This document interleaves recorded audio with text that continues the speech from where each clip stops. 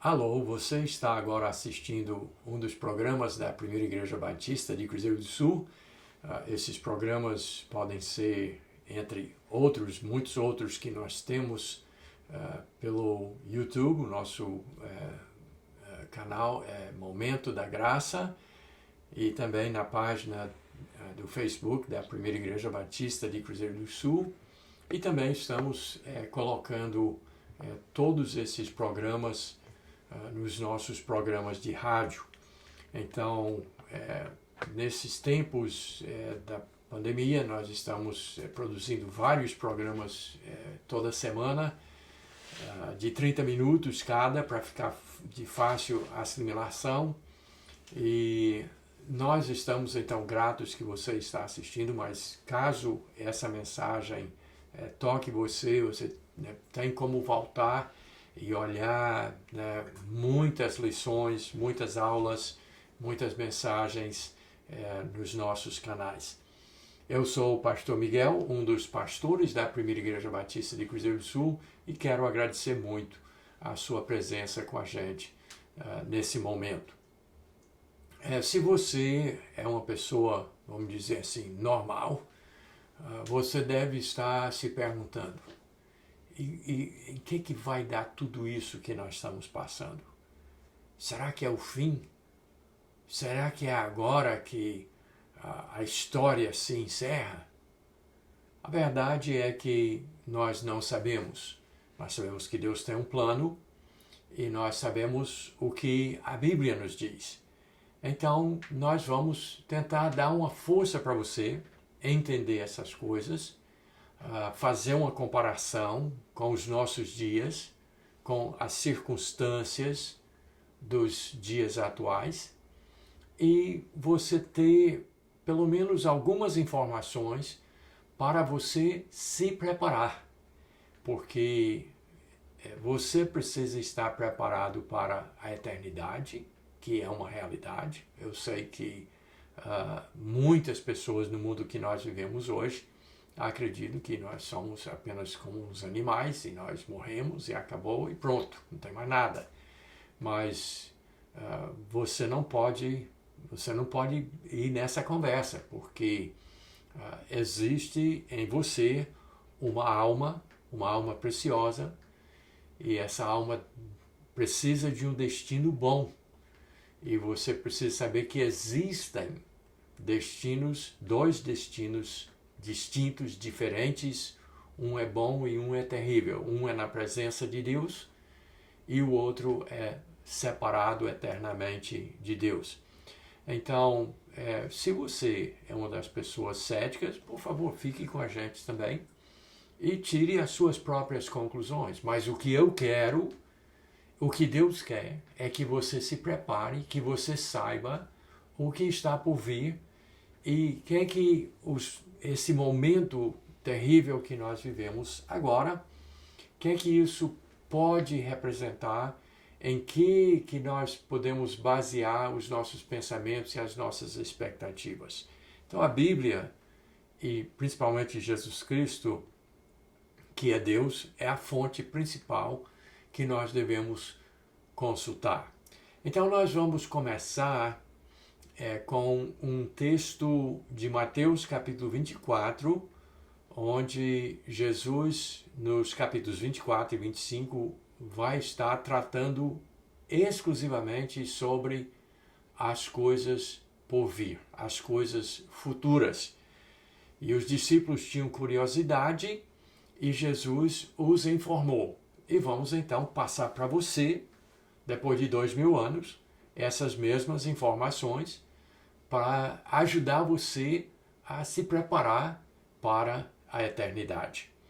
Então, as circunstâncias, assim, o ambiente em que Jesus vai nos falar é o seguinte: ele já estava em Jerusalém, final de seu ministério, prestes a entregar sua vida numa cruz para salvar a todos aqueles que nele creem, a pagar os pecados de todos os arrependidos e penitentes.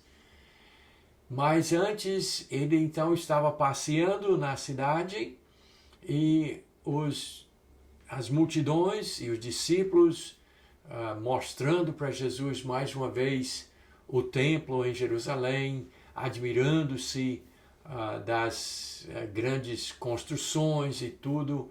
E Jesus, durante esse passeio, falou que tudo aquilo ia ser derrubado, que tudo aquilo ia ser destruído, que não ia ficar pedra sobre pedra, e isso, né, para essas pessoas, despertou uma curiosidade.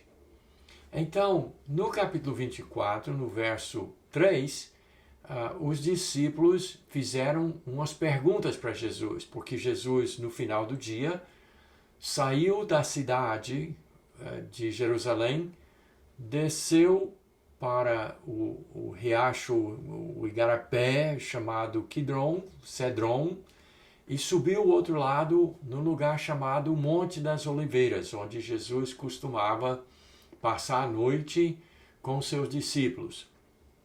E então, quando eles chegaram no Monte das Oliveiras, e eu quero já dizer que o Monte das Oliveiras é um monte significativo, porque o profeta Zacarias até falou que quando Jesus voltasse ao mundo, depois de muitos anos, e pisasse, ia acontecer uma divisão do monte, uma modificação dramática da própria geografia da Palestina.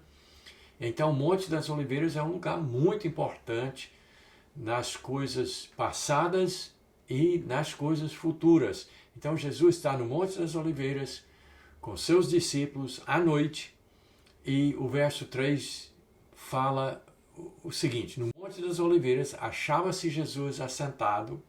Quando se aproximaram dele os discípulos, em particular, lhe pediram: dize-nos quando sucederão essas coisas e que sinal haverá da tua vinda e da consumação do século. Então os discípulos fizeram duas perguntas. Eles perguntaram quando e perguntaram e qual sinal. Sinal de quê? Qual o indício, o sinal da tua vinda, da volta de Jesus, porque ele já estava com eles a primeira vez. Mas ele tinha prometido e eles tinham entendido que ele ia embora, mas que ele voltaria uma segunda vez. Então eles perguntam qual o sinal da tua vinda e da consumação do século, do fim. O que é que nós podemos esperar? Então eles fizeram duas perguntas: quando e que sinal? Então, essas duas perguntas devem estar na sua cabeça agora. Vendo a reviravolta, o tumulto em que o mundo se encontra nesse momento, com certeza, muitos de vocês querem saber o quando e o sinal. Então, vamos para o que Jesus falou aos discípulos naquela ocasião. Continue comigo então, espero que você tenha aberto a sua Bíblia para Mateus capítulo 24, porque aí vai ter a resposta de Jesus. A partir do verso 4, nós vamos ler pelo menos, tem muitos outros versos, mas nós vamos ler pelo menos os versos 4 a 8, onde Jesus vai dar a resposta a essas duas perguntas dos seus discípulos. Quando e qual sinal? Então, ele lhes respondeu: vede que ninguém vos engane, porque virão muitos em meu nome dizendo: eu sou o Cristo, e enganarão a muitos. E certamente ouvireis falar de guerras e rumores de guerras. Vede, não vos assusteis, porque é necessário assim acontecer, mas ainda não é o fim. Porquanto se levantará nação contra nação, reino contra reino, e haverá fomes e terremotos em vários lugares. Porém, tudo isto é o princípio das dores. Esse texto é Mateus capítulo 24, versos 4 a 8. Então Jesus já dá o cenário geral do mundo para depois que ele fosse morto, sepultado, ressuscitado, que é o Evangelho, que é aquilo que nos salva, a morte, sepultamento e ressurreição de Jesus. Mais nada, não é obras, não é religião, não é igreja, não é nada feito por nós, mas o fato que Jesus morreu, foi sepultado e ressuscitou por nós é a mensagem da salvação. Se nós cremos que ele fez isso por nós, seremos salvos.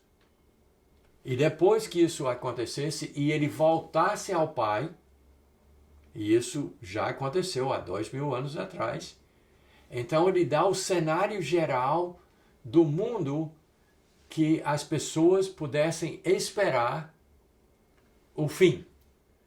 Então, ele dá um cenário generalizado. Então, ele diz que virão muitas pessoas dizendo que são o Salvador e enganarão a muitos. Mas isso não é o fim. Isso já aconteceu muitas vezes. Muitas pessoas se declararam ser o Salvador da pátria. E ele diz que muitas pessoas se enganarão com esses falsos cristos. Já aconteceu e está acontecendo até hoje. 2000 anos de falsos cristos. Também ele diz que guerras e rumores de guerras. Nós sabemos que nesses 2000 anos tivemos muitas guerras terríveis. E continua tendo e vai continuar. Mas ele diz, não vos assusteis. Não vá pensar que isso é o fim. Esses não são sinais do fim, são apenas indícios de como será o cenário mundial. Mas não é o sinal. Ele diz que é necessário assim acontecer, mas ele dá uma frase muito importante aqui. Mas ainda não é o fim. Então, a questão daquilo que as pessoas acham que são sinais. Agora Cristo vem, porque olha só uma guerra dessas. Mas é apenas assim o cenário. Jesus pinta o cenário do mundo. O mundo está sempre pronto para o fim. Essa é a ideia. O mundo sempre esteve pronto para o fim. Porque nesses 2000 anos nunca deixou de ter guerras e rumores de guerras. E ele diz, não vos assusteis, não vá ficar achando, agora vem, agora vai ser. Não, é apenas um cenário geral. Mas ele diz, mas ainda não é o fim. Aí ele continua e diz, porque vai se levantar nação contra nação, reino contra reino, e haverá, uma outra coisa que haverá numa condição geral do mundo constante, fomes, terremotos em vários lugares, pandemias, fomes, tragédias, coisas, né, na natureza, fenômenos naturais, extraordinários. Aí ele diz o quê? Porém, tudo isso é apenas o princípio das dores, não é o fim. Então eles perguntaram quando. Aí ele disse, olha, o cenário é esse, o cenário vai ser assim, daqui até um certo momento, aí eu lhes digo, depois eu lhes digo qual é o sinal, e nós vamos falar. Que a Bíblia fala, a Bíblia diz qual é o sinal que tem que acontecer para que venha o fim. Então ele diz, o cenário geral é esse. É fome, é peste, é terremoto, é vulcão, é furacão, é tornado, são ciclones, são essas coisas.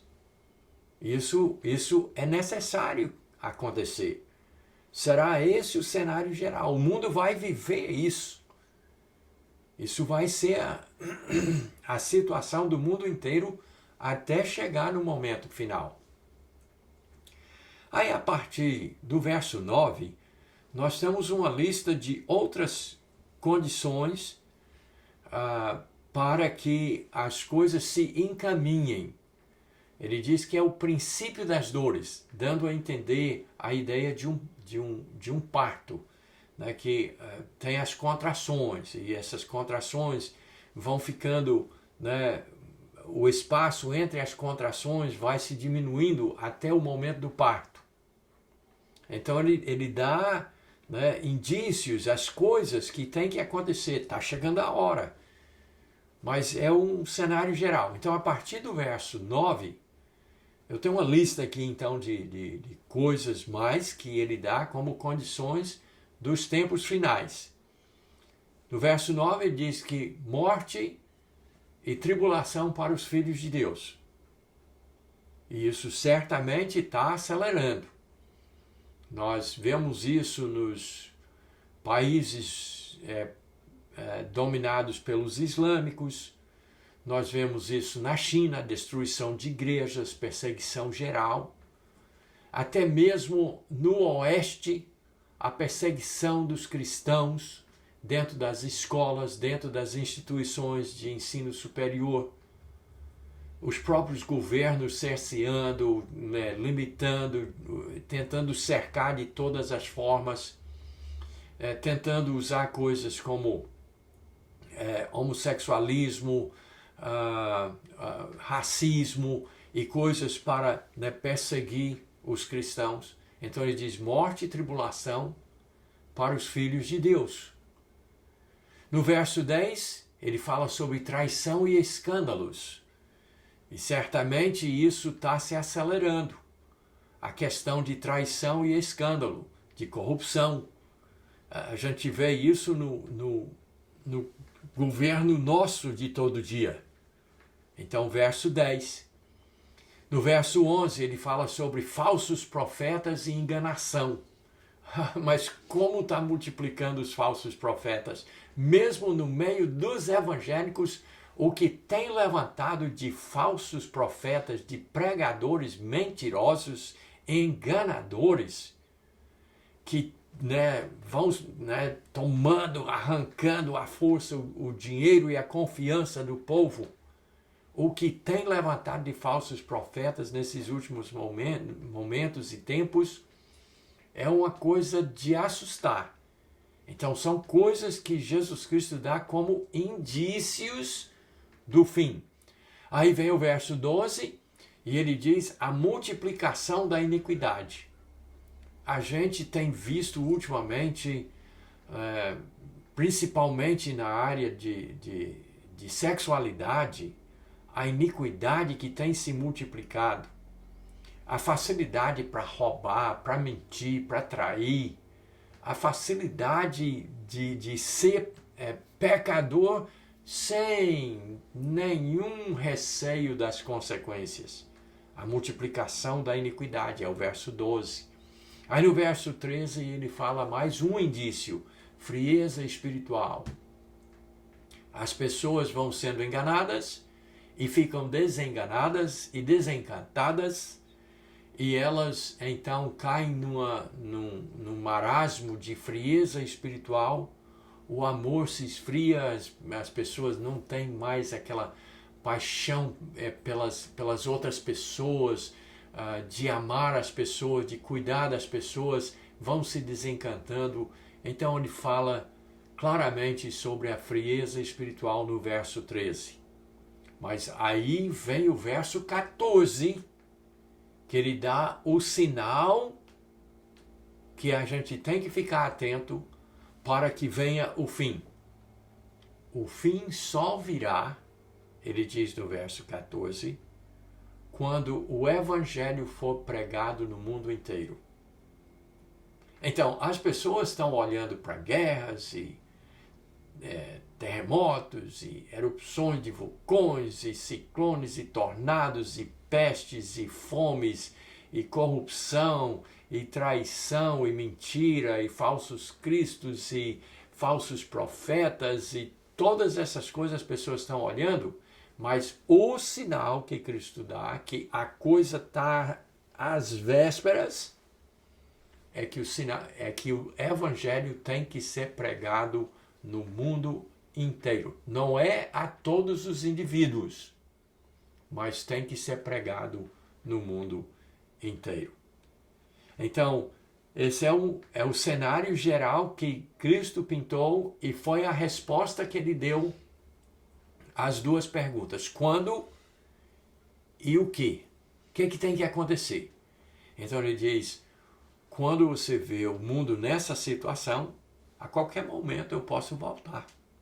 Não tem nada impedindo Jesus de voltar hoje.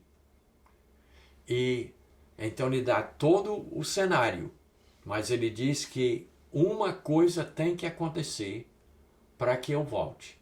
O meu evangelho tem que ser pregado a todas as nações, ao mundo inteiro.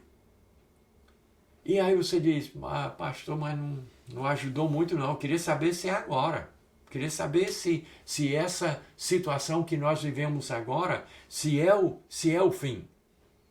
Bem, o apóstolo Paulo também, que teve visões e revelações especiais, que muitas pessoas não tiveram acesso, pelo Espírito Santo, foi inspirado a dizer também uma coisa importante sobre isso. Então, eu queria convidar você a olhar 1 Tessalonicenses capítulo 5, verso 3. Lá o apóstolo Paulo disse uma coisa interessante. Quando andarem dizendo paz e segurança, eis que lhes sobrevirá repentina destruição, como vem a dor do parto a que está para dar à luz, e de nenhum modo escaparão. Então, olha como o apóstolo Paulo fala uma coisa muito parecida com o que Jesus falou. Ele usa inclusive a ideia do parto, das contrações, dos indícios de que está para acontecer. Só que o mundo só vive concentrado na desgraça. Guerras e fomes e pestes, essas coisas. Mas Jesus disse que o sinal seria a pregação do evangelho no mundo inteiro. Mas aí vem uma coisa que o apóstolo Paulo nos revela, que ele acrescenta que você precisa ficar bem atento. Ele diz que quando o mundo disser paz e segurança, quer dizer, quando a fase terrível de todas as coisas, tragédias e tudo passar, e o mundo parece que vai ficar bem agora, finalmente vai se sarar, quando as pessoas disserem, ufa, agora nós estamos tranquilos, paz e segurança, aí ele diz, aí vem repentina destruição. Esse é o cenário que inclusive no livro de Apocalipse aponta para isso, que logo antes do desfecho final, haverá um breve período de paz e segurança, onde as pessoas vão dizer, agora finalmente o mundo se ajeitou, finalmente ficou bom. Então é isso que você tem que ficar esperto. Quando chegar esse momento, e eu sei se vai ser quando passar essa pandemia e essa confusão e essa revolução que está no mundo inteiro hoje, em Hong Kong, na China, na Europa, nos Estados Unidos, no próprio Brasil, essa coisa política, essa revolta, essa revolução e essa inquietação toda, de repente passa. E as pessoas vão dizer, agora tá tranquilo, agora tá bom. Ele diz que quando isso acontecer, vem repentina destruição. E ninguém escapará. Aí sim, vem o fim. Bom, para a gente fechar, então vamos para Apocalipse capítulo 13. No capítulo 13 de Apocalipse tem o prenúncio de uma besta. E você já deve ter ouvido falar, né, da tão famosa besta que tem que se apresentar. Eu não tenho tempo para mostrar todas as nuances e os detalhes, mas essa besta será um homem que vai, inclusive, chegar e anunciar a paz. Ele será um falso Cristo, será o anticristo, e vai trazer uma tranquilidade temporária ao mundo. É o cavalo branco dos 4 cavalheiros, paz e segurança. Mas no capítulo 13 descreve uma coisa que ele vai implantar, que vai ser fundamental para o desfecho do fim. Eu quero ler para vocês os versos 16 a 18 do capítulo 13. A todos os pequenos e grandes, os ricos e pobres, os livres e escravos, faz que lhes seja dada certa marca sobre a mão direita ou sobre a fronte, para que ninguém possa comprar ou vender, senão aquele que tem a marca, o nome da besta, ou o número do seu nome. Aqui está a sabedoria. Aquele que tem entendimento, calcule o número da besta, pois é o número de homem, e esse número é 666. Apocalipse 13, versos 16 a 18. Aí muita gente vai atrás de calcular o número e não sei o quê. Eu só quero que você entenda uma coisa. Quando chegar o tempo do fim, que vai aparecer esse homem que vai dominar o mundo inteiro, que vai trazer uma solução para o mundo inteiro, nós não precisamos saber exatamente que número, esse é o número dele. Mas ele vai exigir que todas as pessoas sejam marcadas na mão direita ou na cabeça, algum sinal que ele vai dar, e que sem esse número que ele vai designar para cada pessoa que adere à sistemática dele, você não vai poder comprar ou vender. E por que nessa conversa toda, por que é importante eu colocar isso daqui?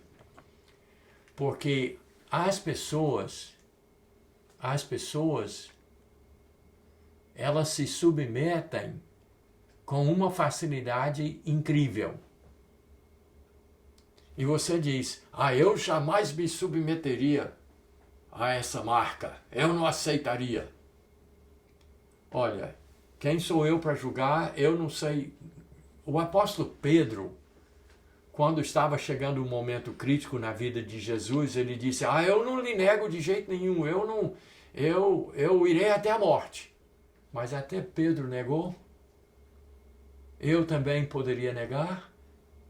Mas a verdade é que muitas pessoas não vão aceitar essa coisa igual, que todo mundo vai ser igual, todo mundo vai estar dentro do sistema. E muitas pessoas, então, como Pedro, dizem, eu não aceitaria isso não. Aceitaria sim. Como é que eu sei? Eu vou lhe dar um emblema. Não estou dizendo que é a marca da besta, mas eu vou lhe dar um emblema que simboliza como é fácil as pessoas aceitar um sistema desses, onde só pode comprar, só pode vender, só pode ter comida na mesa, se submeter ao sistema. Sabe qual é o emblema que representa a facilidade com que as pessoas aceitarão a marca da besta? A máscara. Quando as pessoas pensaram sobre seus filhos, sobre a sua segurança pessoal, sobre a sua saúde, rapidinho. E deixa eu dizer uma coisa, a própria máscara é pseudociência, não é ciência. Falaram tanto em ciência, exigindo que o presidente provasse que hidroxicloroquina, aquela conversa, aquela zoada toda, exigiram a ciência. Mas eu quero lhe dizer que evolução, aquecimento global, mudança climática, a máscara, tudo é pseudociência, não é ciência verdadeira. Mas as pessoas aceitaram. as pessoas se renderam. E eu lhe digo, será muito fácil de você se render à marca da besta quando você pensar na fome que você vai passar se você não puder comprar e vender. Quando você pensar na segurança dos seus filhos. E quando ele então dê isso daí e todo mundo disser paz e segurança, o que vem? Repentina destruição. Mas lembre que o sinal por excelência do fim dos tempos é a pregação do Evangelho, do verdadeiro Evangelho, que Jesus morreu na cruz para salvar pecadores como eu e como você. E é a marca dele que nós devemos aceitar. Nós devemos estar do lado certo da coisa. E em Mateus capítulo 25, leia 31 a 46, quando Jesus voltar, ele vai separar os marcados da besta e os marcados por ele. Os bodes das ovelhas. E nós precisamos aceitar o verdadeiro sinal, que é o sinal do Evangelho, que Jesus morreu por nossos pecados, foi sepultado e ressuscitou ao terceiro dia. Essa é a marca que eu aceito. E outra marca eu não quero. E esse é o sinal que vai ser o fim dos tempos, a pregação desse Evangelho a todas as nações. E aí sim, disse Jesus Cristo, virá o fim. Então, sei que foi muito pouco tempo para passar tanta informação e ficou muita coisa no ar e com certeza você ficou com muito mais dúvida do que resposta, mas examine a Escritura e você verá que será assim. Deus abençoe você e até a nossa próxima lição.